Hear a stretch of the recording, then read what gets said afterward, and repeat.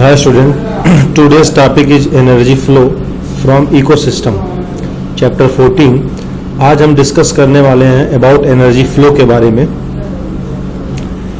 तो अगर आप एनसीईआरटी को फॉलो करें तो यहाँ साफ साफ लिखा हुआ है कि except for the deep sea hydrothermal ecosystem, जो समुद्र में जो नीचे तली में जो है हाइड्रोथर्मल इकोसिस्टम जिसकी हम बात कर रहे हैं, accept for the deep sea hydrothermal ecosystem, sun is the only source of energy for all the ecosystem on the earth.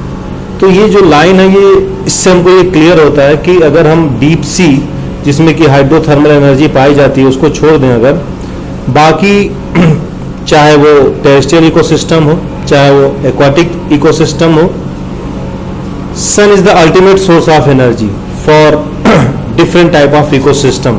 तो जो सन है वो सिंगल सोर्स है एनर्जी का।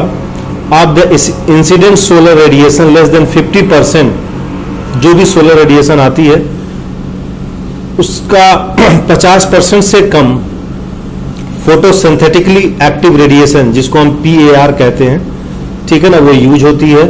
We know that the plant and photosynthetic bacteria autotroph fix the sun radiant energy to make food from the simple inorganic material. तो आपको photosynthesis process के बारे में पूरा पता है कि किस तरीके से with the help of solar radiation, with the help of sunlight, how photosynthesis process occur. Autotrophs और हेटरोट्रॉप्स का आपको डिफरेंस भी पता है कि किस तरीके से autotrophs are those organism having capacity to make their food own self. Heterotroph हम उनको कहते हैं जो कि अपने फूड के लिए दूसरे के ऊपर डिपेंडेंट होते हैं। तो ये जो सोलर रेडिएशन है, carbon dioxide, water, these are the general requirement for the photosynthesis process. तो उसमें से सनलाइट भी है, तो इसलिए हम लोग बोलते हैं sun is the ultimate source of energy, क्योंकि सन से जो आने वाली एनर्जी है फोटोसिंथेटिक प्रोसेस के थ्रू उससे कार्बोहाइड्रेट ऑर्गेनिक मॉलिक्यूल का फॉर्मेशन होता है, and the formation of these organic molecule takes place through the autotrophs. ये प्लांट के द्वारा बेसिकली किया जाता है, और इसीलिए हम लोग बोलते हैं कि वो जो एनर्जी हम हेटरोट्रॉप्स, जो भी हेटरोट्रॉप्स है वो ऑटोट्रॉप्स पे डिपेंडेंट होते हैं फॉर देयर एनर्जी रिक्वायरमेंट। तो इस तरीके से अल्टीमेट जो सोर्स है वो सन ही है। Plant capture only 2 to 10% of PR। अब देखो आप इसमें यहाँ डाटा है कि जो भी सोलर रेडिएशन आती है उसमें से 2 से 10% प्लांट एब्जॉर्ब करते हैं। This amount, small amount of energy sustain the entire living world. अब अगर आप प्लांट को छोड़ दें, पूरा एनिमल किंगडम की हम बात करें, चाहे वो आपका एलिफेंट हो, बफेलो हो, हम लोग ह्यूमन हो, या डिफरेंट टाइप ऑफ जो भी एनिमल किंगडम में पाए जाने वाले क्रिएचर हैं, जो कि ऑटोट्रॉप्स पे, जो बेसिकली मोस्टली जो है इसमें सब के सब हेटरोट्रॉप्स है और वो ऑटोट्रॉप्स पे डिपेंडेंट है। तो ये पूरा जो इनकी डिपेंडेंसी है पूरे इंटायर लिविंग वर्ल्ड की, वो 2 से 10% जो फोटोसिंथेटिकली एक्टिव रेडिएशन आती है उसी पे डिपेंडेंट है। वो एक सिंगल सोर्स है एनर्जी का। So it is very important to know that how the solar energy capture by the plant and flow through the different organism of an ecosystem. तो ये हमारे लिए बहुत ही इंपॉर्टेंट हो जाता है इस तरीके से। तो इस लाइन से ये पता चलता है कि हमारे लिए ये बहुत ही इंपॉर्टेंट हो जाता है कि सोलर जो एनर्जी कैप्चर हो रही है प्लांट के द्वारा, वो किस तरीके से फ्लो होती है डिफरेंट ऑर्गेनिज्म में in ecosystem. All the organisms are dependent for their food on the producer. You know very well, मैंने बताया सभी हेटरोट्रॉप्स प्रोड्यूसर पे डिपेंडेंट होते हैं, either directly or indirectly. So we find the unidirectional flow of energy from sun to producer. तो इस तरीके से सन से प्रोड्यूसर तक एक यूनिडायरेक्शनल फ्लो होता है एंड देन टू कंज्यूमर।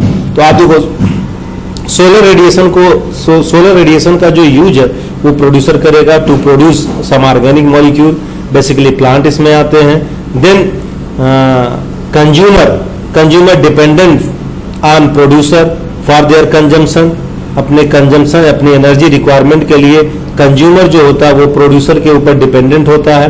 तो इस तरीके से एक यूनिडायरेक्शनल फ्लो है एनर्जी का from sun to consumer, and is this in keeping with the first law of thermodynamics. तो ये आपका फर्स्ट लॉ ऑफ थर्मोडायनेमिक्स जो हम लोग केमिस्ट्री में पढ़ते हैं, वो फर्स्ट लॉ ऑफ थर्मोडायनेमिक्स के अकॉर्डिंग है पूरी तरीके से। Further ecosystem are not exempt from the second law of thermodynamics. तो अगर आप इकोसिस्टम को देखें तो ये सेकंड लॉ ऑफ थर्मोडायनेमिक्स को भी फॉलो करता है। You know very well about second law of thermodynamics. They need a constant supply of energy to synthesis the molecule they require. मतलब सेकंड लॉ ऑफ थर्मोडायनेमिक्स को follow ecosystem हमारा करता है, क्योंकि किसी एक पर्टिकुलर इकोसिस्टम को एक कांस्टेंट सप्लाई ऑफ एनर्जी चाहिए to synthesis different type of molecule to counteract the universal tendency toward the increasing disorderliness. तो इस चीज को फॉलो करने के लिए हम लोग इंक्रीजिंग डिसऑर्डरलीनेस, तो ये पूरी तरीके से हम लोग सप्लाई ऑफ जो एनर्जी है उसको हम लोग देखते हुए हम लोग इस सेकंड हम लोग ये कह सकते हैं कि इकोसिस्टम में सेकंड लॉ ऑफ थर्मोडायनेमिक्स भी फॉलो होता है। और they require constant supply of energy for the synthesis of different type of molecule. और the green plant in the ecosystem terminology are called producer. मैंने आपको पहले भी बताया कि जो प्रोड्यूसर है वो ग्रीन प्लांट है। Basically all the green plant are producer because they have capacity to produce photosynthetic by the photosynthesis process to produce organic molecule। तो जो प्रोडक्शन का काम है फोटोसिंथेटिक प्रोसेस के थ्रू, फोटोसिंथेसिस के थ्रू, वो ऑटोट्रॉप्स के अंदर ही होता है और बेसिकली उनको हम एक प्रोड्यूसर नाम भी देते हैं। तो ग्रीन प्लांट को हम लोग प्रोड्यूसर कहते हैं, इकोसिस्टम में प्रोड्यूसर बोलेंगे इसको हम लोग। In terrestrial ecosystem the major producer are herbaceous and woody plant. अब आप देखो, अगर हम टेरेस्ट्रियल इकोसिस्टम की बात करें, लैंड में जो भी इकोसिस्टम है उसमें जो मेजर हर्बिसियस प्लांट है, वुडी प्लांट है, जिसमें लकड़ी भी आपको देखो, लकड़ी का तमाम यूज है, डिफरेंट यूज है, फर्नीचर से लेके विंडो और वो सारी चीजें। तो ये जो मेजर बायोमास प्रोड्यूस होता है वो हर्बिसियस और वुडी प्लांट के थ्रू होता है टेरेस्ट्रियल इकोसिस्टम में। The primary producer in aquatic ecosystem are various species like phytoplankton, algae. लेकिन अगर हम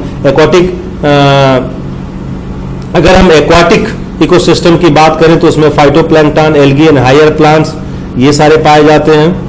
तो इस तरीके से हमारा जो है जो डिफरेंट प्रोड्यूसर हैं, चाहे वो टेरेस्ट्रियल इकोसिस्टम में हो चाहे वो एक्वाटिक इकोसिस्टम में हो, उसको हमने अभी उनके बारे में हमने सीखा। You have read about the food chain and food web that exist in nature starting from the plant food chain and rather food web are formed such that animal feed on the plant another animal and in turn is food for another। तो ये मतलब ये इसकी बात हो रही कि हम लोगों ने इसके पहले भी फूड चेन के बारे में पढ़ा कि किस तरीके से जो फूड चेन में एक दूसरे के ऊपर जो डिपेंडेंसी होती है, producer have capacity to produce organic molecule and now consumer consume this producer. Consumer जो है प्रोड्यूसर के द्वारा प्रोड्यूस किए गए जो सब्सटेंस है, जो मटेरियल ऑर्गेनिक मॉलिक्यूल है, उनको कंज्यूम करता है। फिर प्राइमरी कंज्यूमर, सेकेंडरी कंज्यूमर, ये सारा सब कुछ हम लोग अभी आगे भी डिस्कस करने वाले फूड चेन में। तो the chain is form because of this interdependency. और मैंने आपको अभी भी बताया कि ये इंटरडिपेंडेंसी है, we are interdependent to each other, हम लोग एक दूसरे के ऊपर डिपेंडेंट हैं। No energy that is trapped into the organism remains it forever. अब हम अगर अपनी ही बात कर लें, किसी ह्यूमन की ही बात कर लें, अगर हमारे अंदर कोई भी एनर्जी है आयंस के फॉर्म में, मॉलिक्यूल के फॉर्म में, एटीपी के फॉर्म में, तो जब डेथ होती है तो धीरे धीरे बैक्टीरिया इनको क्या करते हैं, वापस डिकम्पोज करके जो इनऑर्गेनिक मटेरियल या इनऑर्गेनिक एलिमेंट और ऑर्गेनिक मॉलिक्यूल में वापस कन्वर्ट कर देते हैं। ठीक है, तो इस तरीके से एनर्जी जो है किसी भी ऑर्गेनिज्म में वो फॉरएवर के लिए नहीं है, वो ट्रैप फॉरएवर के लिए नहीं होती है, वो वापस जो है रिसाइकलिंग प्रोसेस होता रहता है नेचर में, इकोसिस्टम में। The energy trap by the producer. अब you know very well that अब अगर हम ट्रैपिंग की बात करें तो सबसे पहले जो सन से आने वाली रेडिएशन है 2 से 10%, 2 to 10% absorbed by the producer during the photosynthesis process and hence it either passed on to a consumer or organism die। अब या तो ये कंज्यूमर को पास कर दी जाएगी या तो वो प्रोड्यूसर क्या कर जाएगा, डाई कर जाएगा। Death of organism is beginning of the detritus food chain web. और डेथ जो होती है वो डेट्रिटस फूड चेन को, ठीक है, वो बिगिनिंग है उसकी। और आपको पता ही है कि डेड और डिकेइंग मैटर जो होता है उससे भी न्यूट्रिएंट को वापस रिसाइकिल किया जाता है, एनरिच किया जाता है अर्थ को। तो ये काम डिकम्पोजर का है, और डिकम्पोजर भली बात उसको जो है पूरी तरीके से वो डिकम्पोजर उस रोल में पार्टिसिपेट करते हैं with the help of different type of enzyme. तो ये हमने फूड चेन में अभी तक पढ़ा। और अगर हम आगे वाली लाइन को देखें तो all the animal dependent upon plant directly indirectly for their food, ये मैंने आपको पहले बताया। Then hence in they are called consumer, you know very well about consumer, heterotrophs है, ऑलरेडी हम लोग इस चीज को डिस्कस कर चुके हैं। If they feed on produce of the plant they are called primary consumer. अगर कोई भी हेटेरोट्रॉप्स प्लांट को कंज्यूम करता है तो वो प्राइमरी कंज्यूमर कहलाता है। If the animal eat other animal which in turn eat the plant then that is called secondary consumer. अब जैसे सिंपल सी बात है कि अगर किसी जो है ह्यूमन जो कि सपोज कर लेते हैं हम कि वो मांसाहारी है, तो अगर किसी गोट ने सपोज कर लिए वो ग्रास ईटर होती है गोट, तो अगर हम गोट की बात करें और फिर वो गोट का मीट जो है उसने ह्यूमन ने खाया या किसी एनिमल ने खाया, तो वो जो एनिमल होगा वो सेकेंडरी कंज्यूमर कहलाएगा। Likewise, you would have tertiary consumer too. Obviously, the primary consumer will be herbivorous. Some common herbivorous are insect, bird, mammal in the terrestrial ecosystem. और इसमें ऐसा नहीं है कि केवल बिगर ही है, इंसेक्ट भी हैं, बर्ड भी हैं, मैमल भी हैं, they are the primary consumer. और ये बेसिकली हर्बीवोरस होते हैं इकोसिस्टम में। Molluscs in the aquatic system. तो ये है आपका एक्वाटिक इकोसिस्टम के बारे में भी। तो हम बात कर रहे हैं प्राइमरी कंज्यूमर, सेकेंडरी कंज्यूमर और टर्सरी कंज्यूमर। तो जो प्राइमरी कंज्यूमर है बेसिकली हर्बीवोरस होते हैं, वो प्लांट ईटर होते हैं, वो शाकाहारी होते हैं। The consumer that feed on these herbivorous are carnivorous.